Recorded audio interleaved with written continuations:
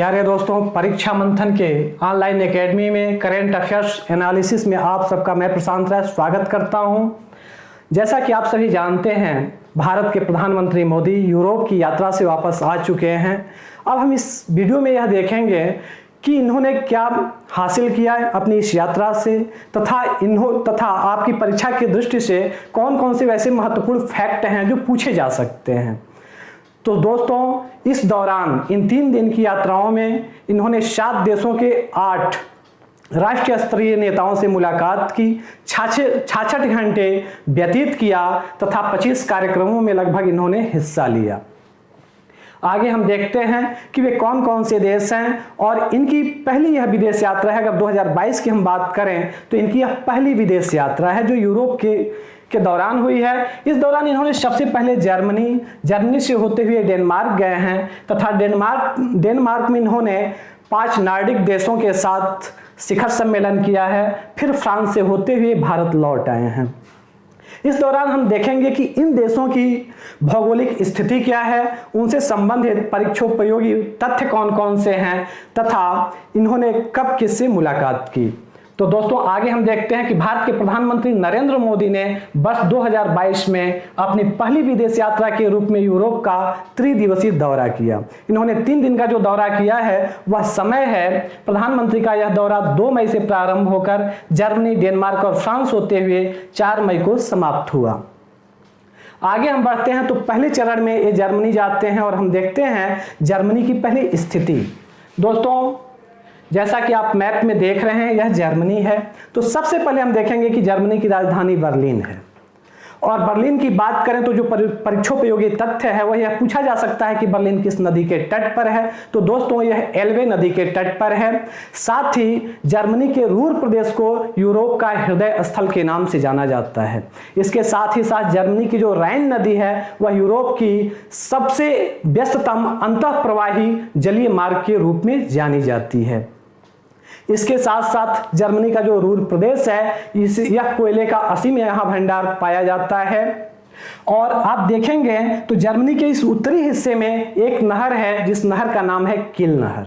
इस नहर की लंबाई 98.26 किलोमीटर है। और यह नहर दोस्तों, पूछे जाने वाले जो प्रश्न है इससे संबंधित वह यह हो सकता है कि यह नहर किन किन को जोड़ती है। तो दोस्तों, यह जो हिस्सा आपको दिखाई दे रहा है यह उत्तर सागर है और इसके जस्ट अपोजिट साइड में यह जो जलीय भाग दिखाई दे रहा है इसे हम बाल्टिक सागर के नाम से जानते हैं। तो जो यह किल नहर है यह उत्तर सागर को बाल्टिक सागर से जोड़ती है। तो यह परीक्षोपयोगी भौगोलिक तथ्य रहे।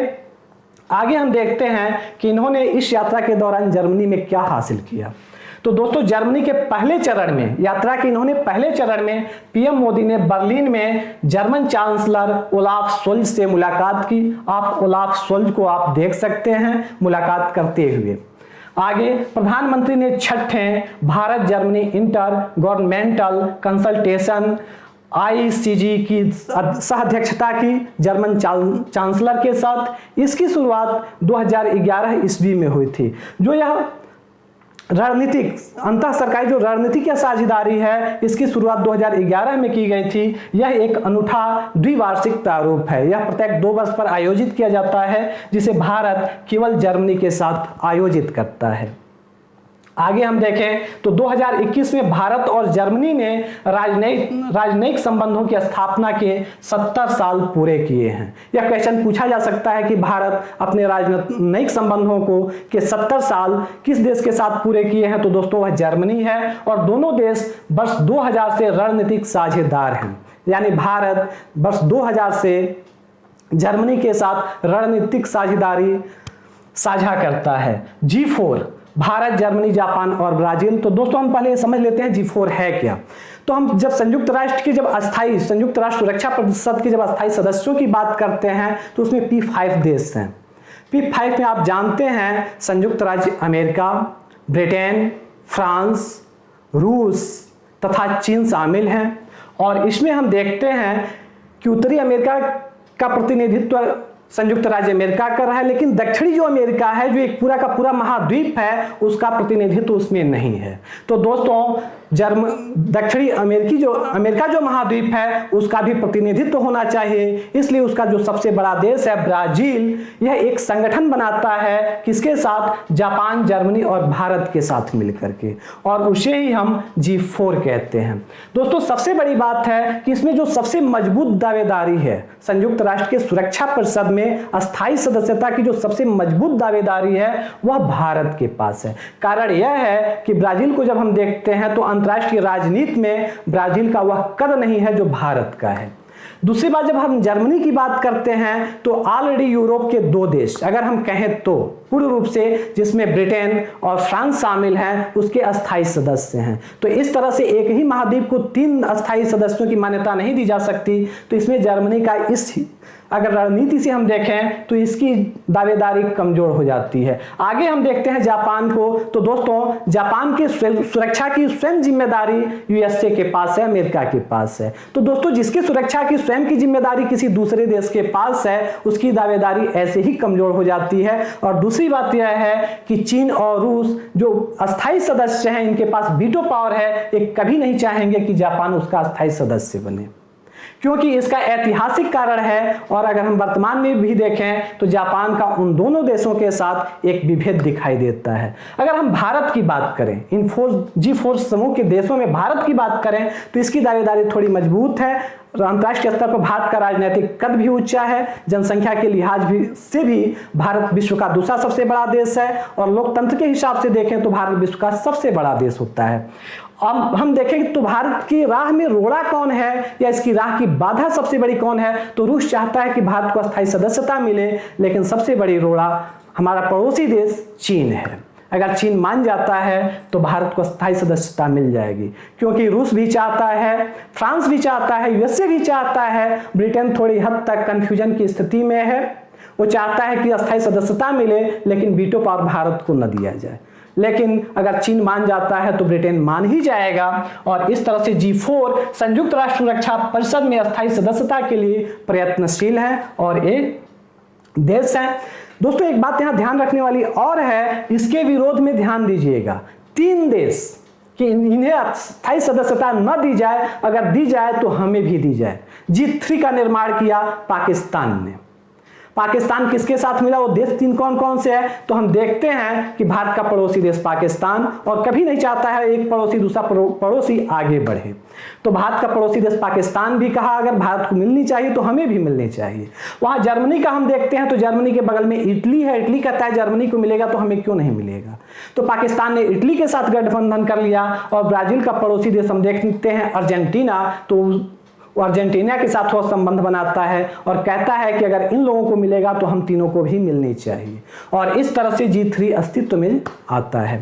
आगे दोस्तों, भारत ने जर्मनी को पूर्व में ही उत्तर प्रदेश तथा तमिलनाडु के रक्षा गलियारों में रक्षा उत्पादन के क्षेत्र में अवसरों का लाभ उठाने के लिए आमंत्रित किया था। जैसा कि आप एक निबंध के वीडियो में आप पर जाकर देख सकते हैं और व्यापक रूप से उसे समझ भी सकते हैं। रक्षा क्षेत्र में आत्मनिर्भर होता भारत। तो दोस्तों आत्मनिर्भरता, भारत रक्षा क्षेत्र में भी आत्मनिर्भरता हासिल करना चाहता है। और ध्यान दीजिएगा, रक्षा उत्पादन के क्षेत्र में 2 रक्षा गलियारों की स्थापना की गई है जो उत्तर प्रदेश और तमिलनाडु में स्थित है। और इसके लिए जर्मनी को भारत पहले ही आमंत्रित कर चुका है कि आप इस रक्षा क्षेत्र में निवेश करें और उत्पादन के क्षेत्र में इन अवसरों का आप लाभ उठाएं। आगे, जर्मनी भारत का एक प्रमुख आर्थिक भागीदार है। जर्मनी से बड़ी मात्रा में प्रत्यक्ष विदेशी निवेश आता है। अगर हम बात करें जर्मनी के साथ आर्थिक संबंधों की तो जर्मनी भारत का एक आर्थिक भागीदार है और जर्मनी से प्रत्यक्ष मात्रा में निवेश भारत में आता है। दोस्तों द्वितीय चरण में देखें कि जर्मनी के बाद भारत के प्रधानमंत्री कहां जाते हैं तो वह देश है डेनमार्क।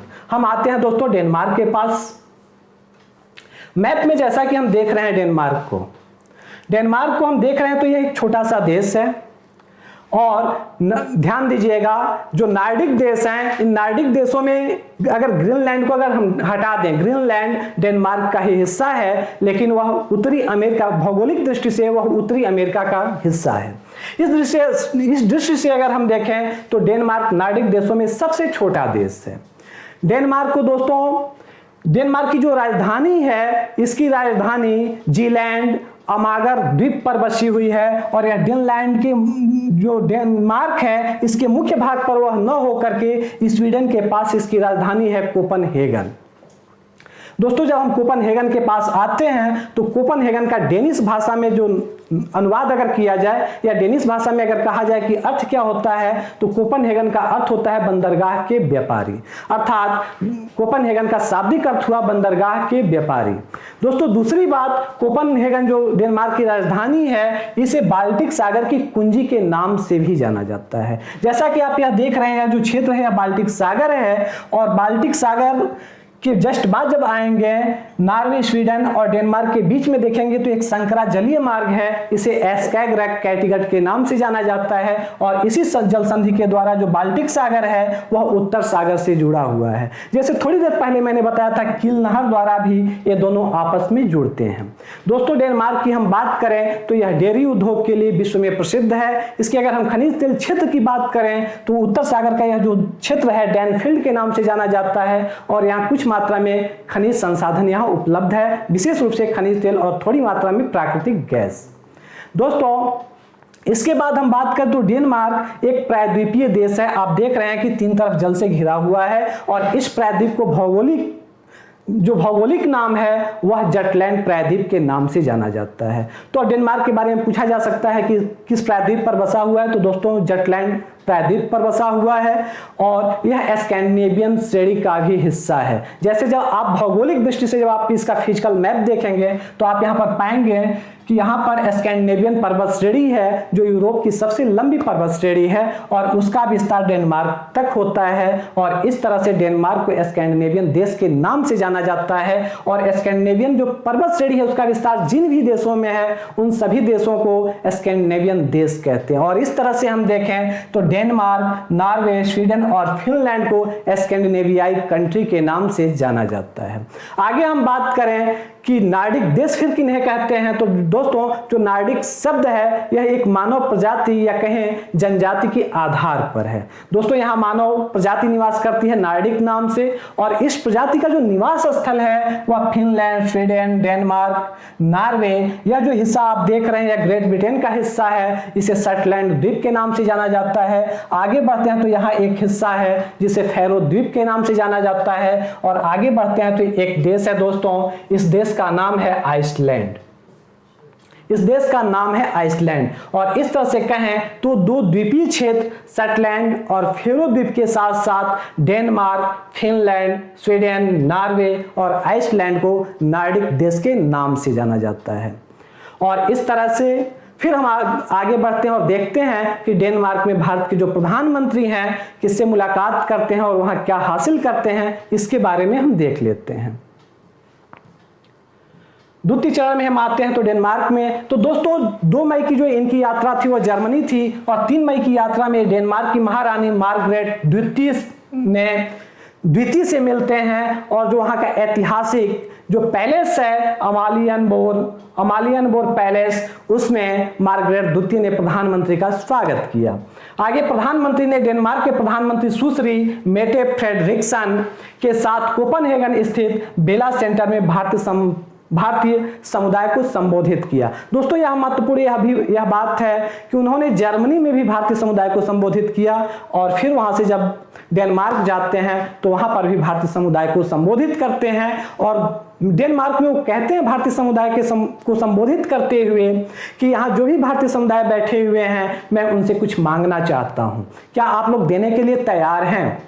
वहां के जब भारतीय प्रवासी कहते हैं, जब भारत के प्रवासी कहते हैं कि हम देने के लिए तैयार हैं, तो कहते हैं मैं आपसे यह मांगना चाहता हूं कि आप प्रत्येक वर्ष यहाँ के स्थानीय लोगों को आप भारत देखने के लिए भेजिए। यानी इससे क्या होगा कि भारत का जो पर्यटन उद्योग है वह विकसित होगा। तो दोस्तों सुश्री मेटे फ्रेडरिक्सन के साथ ये मिलते हैं, ये मार्गरेट द्वितीय हैं जो वहां की महारानी है डेनमार्क की। आगे हम बढ़ते हैं तो यही मेटे फ्रेडरिक्सन डेनमार्क की प्रधानमंत्री हैं। आगे वर्तमान में डेनमार्क की 140 से अधिक जो कंपनियां हैं वो मेक इन इंडिया में हिस्सा ले रही हैं, भाग ले रही हैं। इसके साथ ही साथ भारत और डेनमार्क ने दूरगामी लक्ष्यों वाली हरित रणनीतिक भागीदारी की शुरुआत की है। दोस्तों, जहां भी हरित बात आती है वहां पर आप यह समझ जाइए कि यह नवीकरणीय ऊर्जा के संबंध में बात की जा रही है। तो भारत ने डेनमार्क के साथ नवीकरणीय ऊर्जा संबंधों को बढ़ावा देने के लिए इस भागीदारी की शुरुआत की है, हरित रणनीतिक भागीदारी की शुरुआत की है।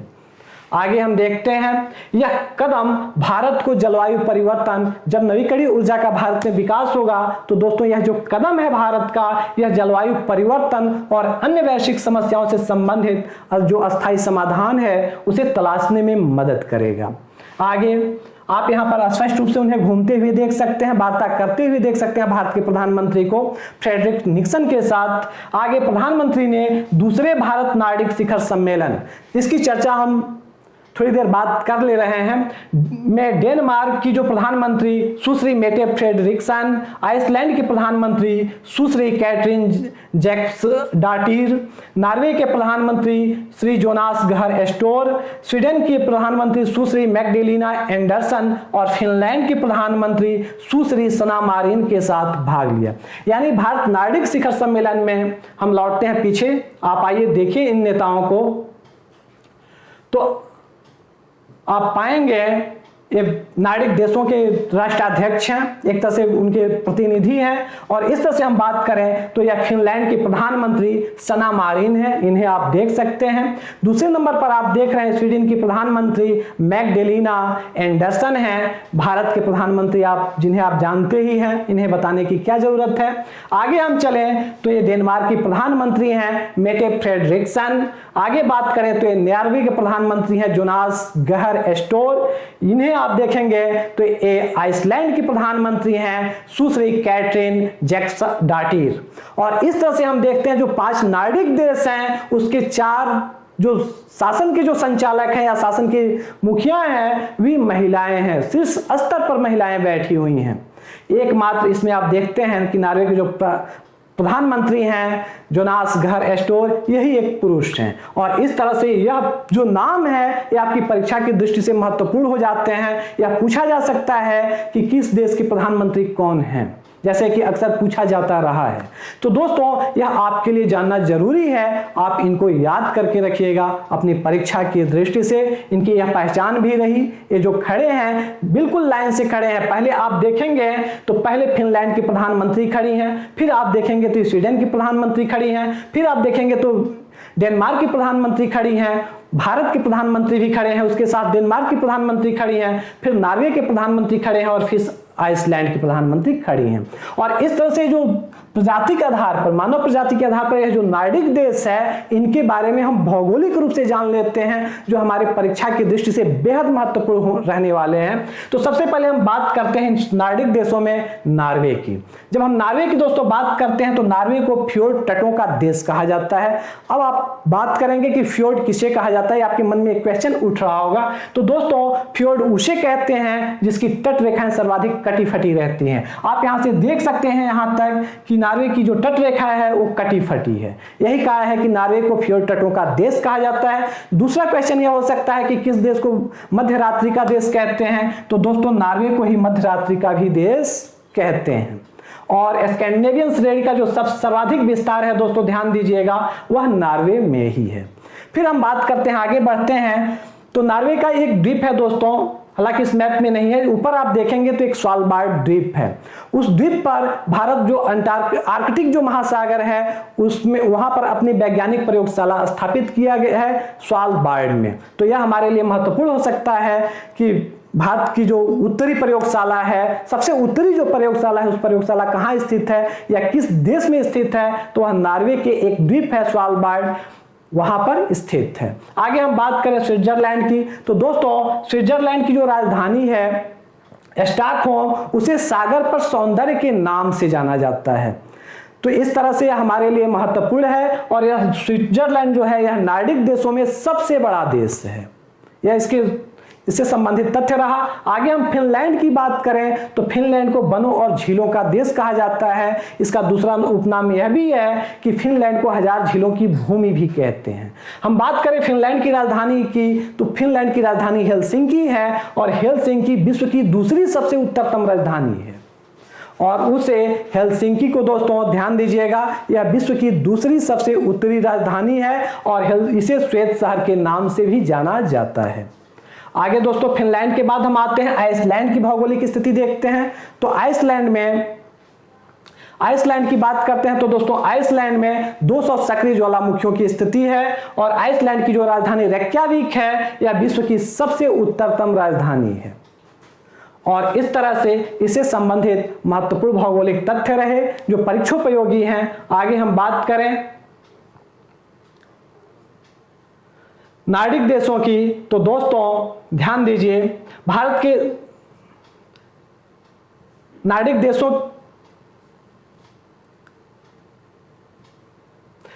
देशों के साथ तो चर्चा करने के बाद शिखर सम्मेलन में भाग लेने के साथ दोस्तों ध्यान दीजिएगा, इस शिखर सम्मेलन जो शुरुआत हुई थी वह 2018 में स्टॉकहोम में सबसे पहले शुरुआत हुई थी।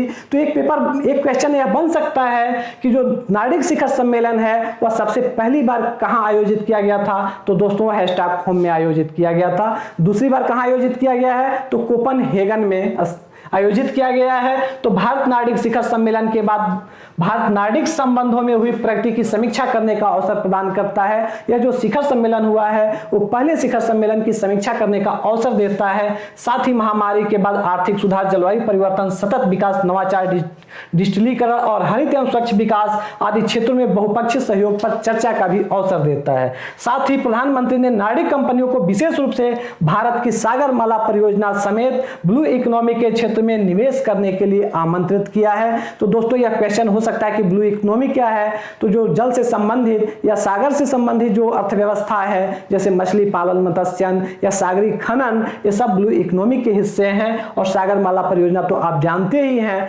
तो वहां पर निवेश करने के लिए नार्डिक देशों को आमंत्रित किया गया है। कारण यह है कि नार्डिक देशों की जो स्थिति है चारों तरफ वो सागर से घिरे हुए हैं। यही कारण है कि वे मत्स्यन और सागर के बारे में उनके पास ज्यादा अनुभव होने के कारण ब्लू इकोनॉमी में भारत के प्रधानमंत्री ने उन्हें आमंत्रित किया था।